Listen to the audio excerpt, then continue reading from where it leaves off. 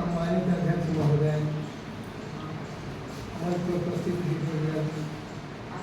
एवं सभा सदन पर उपस्थित महानुभाव, आज पूरे भारतवर्ष में वाल्मीकि जयंती बहुत हर्षोल्लास के साथ मनाया जा रहा है।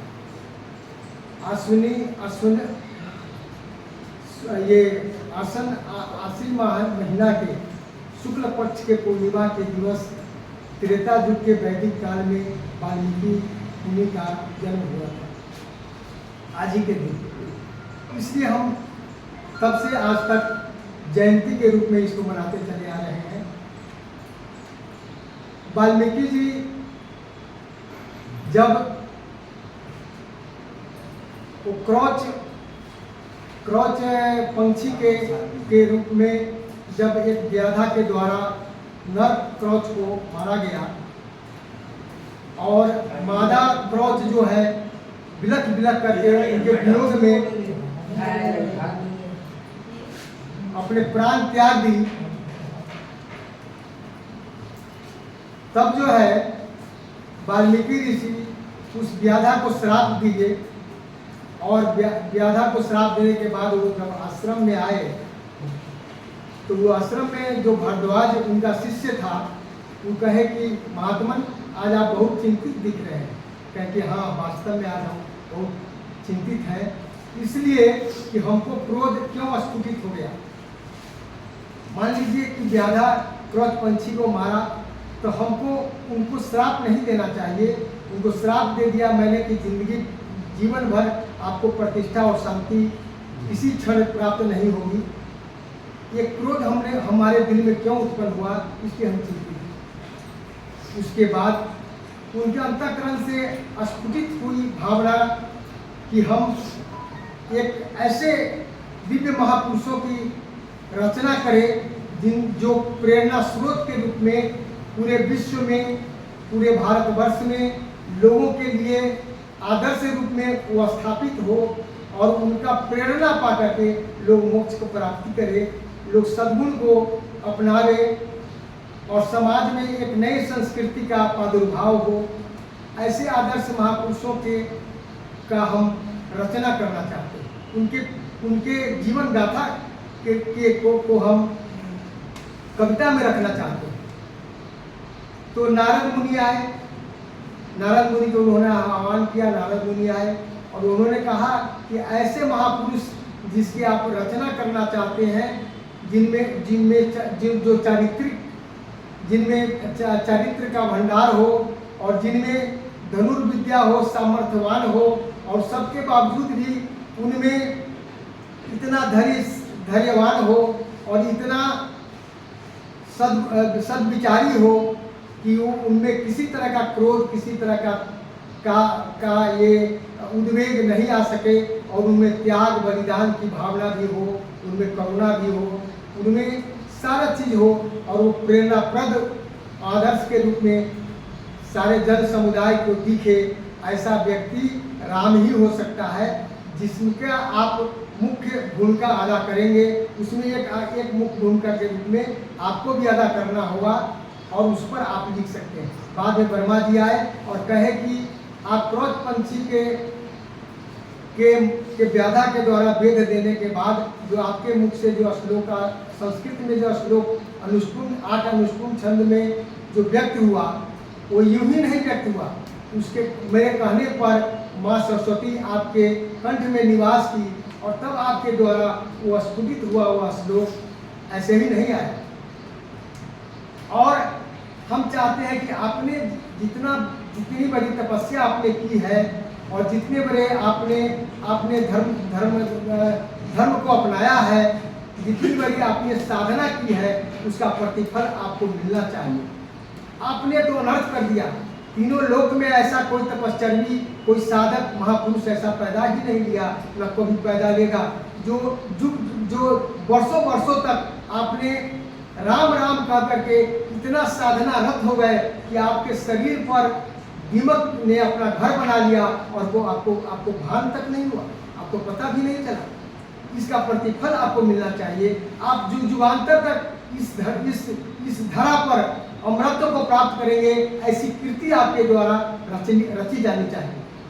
और वो कृति राम की गाथा आप गाए, राम की गाथा आप लिखे, और उसके लिए आपको कहाँ से विचार आएगा, कहाँ से आपको अनुष्टुप छंद संस्कृत की कविता आएगी, वो आप इसकी चिंता छोड़ दीजिए।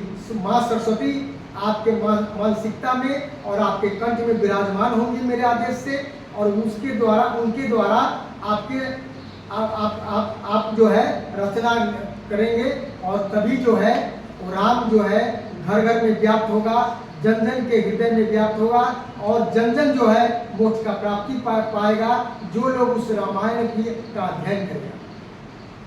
तो वाल्मीकि जी ये सुन करके बहुत बहुत प्रसन्नचित हुए, और उनके अंदर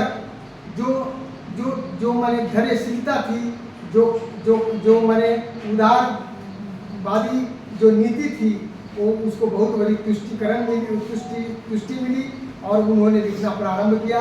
सरस्वती जी उनके मानसिकता में आई, उनके कंठ पर विराजमान हुई, और वो जो है अनुष्टुप छंद में 24,000 श्लोक में उन्होंने रामायण की रचना की, और 24,000 श्लोक के साथ उन्होंने, और सभी श्लोक अनुष्टुप छंद में लिखा हुआ है, और हर 1,000 कविता के बाद गायत्री मंत्र का एक अक्षर संपुट के रूप में जोड़ा गया है, और उन्होंने 7 खंड में रामायण की रचना की, जिसमें बाल कांड, अयोध्या कांड, अरण्य कांड, किष्किंधा कांड, ये सुंदर कांड, युद्ध कांड और उत्तम कांड, 7 कांड में उन्होंने रामायण की रचना की। उसके बाद उन्होंने 100 उपाख्यान लिखे, और 500 सर्ग लिखे। इसके बाद उन्होंने रामायण में गृहस्थ धर्म, राजधर्म और प्रजा धर्म का इतना ज़्यादा सबको अनुष्टुप छंद में लिखे, और इतना ज़्यादा समावेश किए कि वो जन जन के लिए कंठाहार हो गया, और आज जो है वाल्मीकि जी हम लोगों के बीच अमर है, वही कीर्ति के कारण अमर है। और आज 300 रामायण लिखा गया है पूरे देश में, जिसमें तेलुगु भाषा में कई रामायण लिखे गए हैं। तुलसीदास जी लिखे, जिसमें 1000 मात्र श्लोक है, अवधी भाषा में उन्होंने लिखा, उसमें मात्र 1000 ही श्लोक है, और लेकिन इसमें 24,000 श्लोक है संस्कृत भाषा में। इसलिए वाल्मीकि जी का रामायण एक बहुत बड़ा महत्वपूर्ण माने महाकाव्य के रूप में माना जाता है, और तभी से इनको आदि कवि के रूप में घोषित किया गया। और इसके बाद हम वाल्मीकि रामायण पर एक गीत बनाए हुए वाल्मीकि जी पर, जो हम आपको गीत करना चाहते हैं। वाल्मीकि हुए ऐसे महर्षि, वाल्मीकि हुए ऐसे महर्षि, नमन करता इतिहास है, जिनके रचित रामायण में मिलता दिव्य प्रकाश है। वाल्मीकि हुए ऐसे महर्षि, नमन करता इतिहास है, जिनके रचित रामायण में मिलता दिव्य प्रकाश है। देवलोक भी हुए अचंभित, वाल्मीकि का देख चमत्कार, ब्रह्मा से पाकर प्रेरणा जो महाकाव्य का रचा उपहार, बनकर रत्नाकर से महर्षि, देवों के चित्ते विश्वास है, जिनके रचित रामायण में मिलता दिव्य प्रकाश है। राम अवतार से पहले रचा राम का जीवना आकार, गृहस्थ राज प्रजा धर्म का वर्णन जिसमें अपरंपार, संस्कृत के अनुष्टुप छंदों में फैलाया सुवास है, जिनके रचित रामायण में मिलता दिव्य प्रकाश है। आलोकित किया धारा को रच कर एक अद्भुत मिसाल, ज्ञान का है भंडार रामायण ग्रंथों में वह बेमिसाल। वाल्मीकि हो गए अमर हर हृदय में किए निवास है, जिनके रचित रामायण में मिलता दिव्य प्रकाश है। उनके अंतिम चौपाई है, उनके जैसा धर्मी तपस्वी हुआ न कभी तीनों लोक में। उनके जैसा धर्मी तपस्वी हुआ न कभी तीनों लोक में।